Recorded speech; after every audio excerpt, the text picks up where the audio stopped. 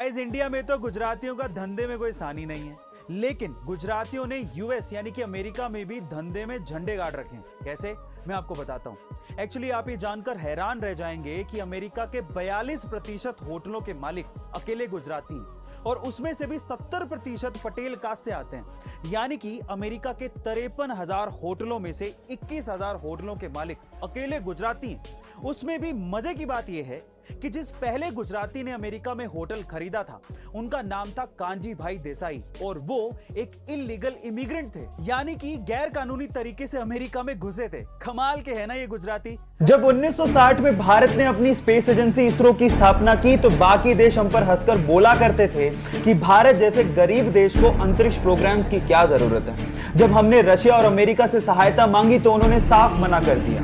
हमारा पहला rocket cycle पर ले जाया गया और उसे नारियल पेड़ के सहारे लॉन्च किया गया।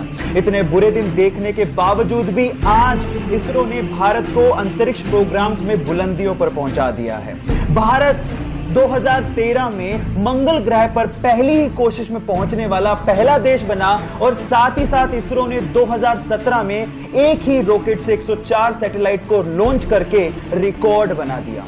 और इसके आपको पता है कि गूगल 12वां सर्च इंजन था। इससे पहले 11 सर्च इंजन आए और चले गए, लेकिन आज भी गूगल का ही नाम है। इसी तरह से आईपैड भी 12वां टैबलेट था। फेसबुक 10वीं सोशल नेटवर्किंग साइट थी।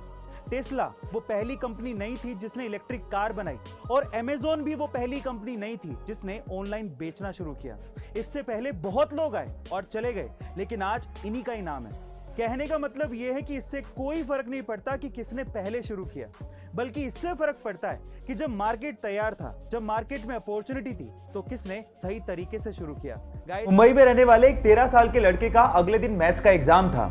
जब बुक ढूंढने गया तो पता लगा कि गलती से उसकी बुक मुंबई में रहने वाले अंकल के घर पे रह गई है। तो उसने पापा को कॉल किया और कहा कि क्या आप किसी लड़के को भिजवा कर बुक मंगवा देंगे। तो पापा ने कहा यह पॉसिबल नहीं है, सब बिजी हैं। तो फिर उसने कहा कि क्यों ना अंकल को कह दें आप कि वो कुरियर करवा दें। तो पापा हंसने लगे कि पहली बात तो सेम डे कोई कुरियर देगा नहीं, और अगर देगा भी तो बहुत ज्यादा चार्ज करेगा जितने में तो तुम बुक खरीद लोगे।